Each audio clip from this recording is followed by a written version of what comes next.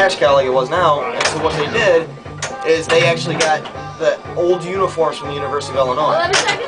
So the U of I's football team, they get the year-old jerseys from U of I, and they became blue and orange. Wow. And for 1 year, they were the Chicago Staleys, because you had to keep the name for 1 year, and then after that, they became the Bears. It was a beautiful thing. What was that? You're right, Megan? Oh, I beat you. Damn you, Megan.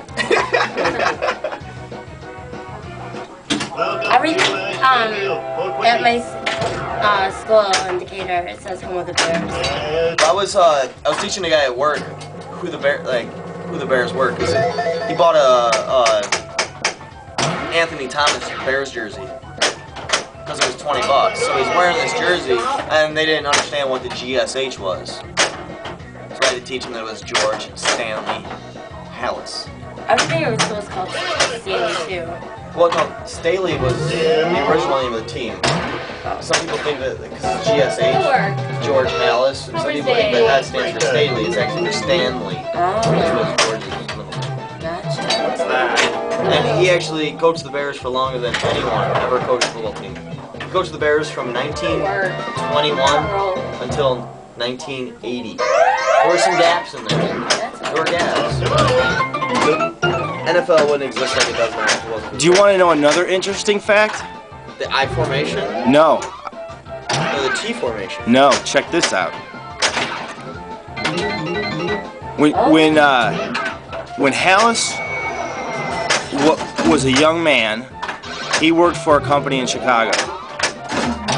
This company every year had a picnic in Michigan, and they would ferry over. They'd get on the boat in the Chicago River, take Lake Michigan over to into Michigan for their party. He didn't make the trip. Did they think they were 1 year. international waters at the time?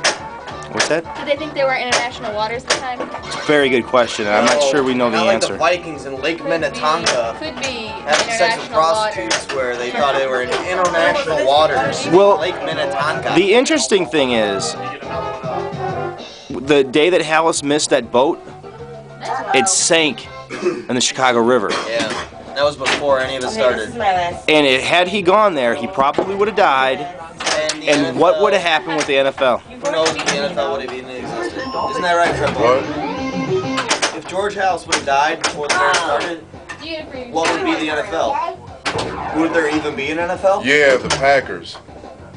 That's What? the only. Okay, you That's say the only one they Packers, would have right? had. But you say the Packers.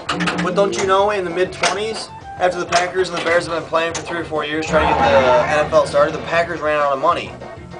They were totally broke. There's a lot of teams. The only reason why they kept playing, George Hallis of the Bears paid the Packers players' salaries to keep them playing.